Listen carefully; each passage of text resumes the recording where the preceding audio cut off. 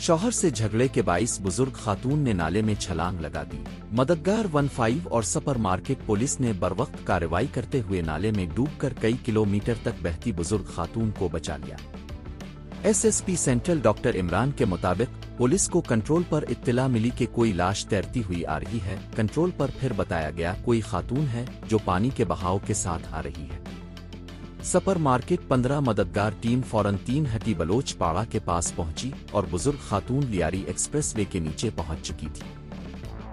मददगार और थाने की टीम ने फौरी तौर पर खातून को पानी से बाहर निकाला। एहलकारों ने फौरी तौर पर खातून को थाने मुंतकिल कर दिया।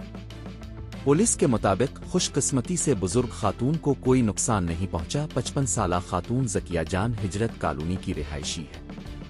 खातून का इसके शौहर शमुम्मत से झगड़ा हुआ था।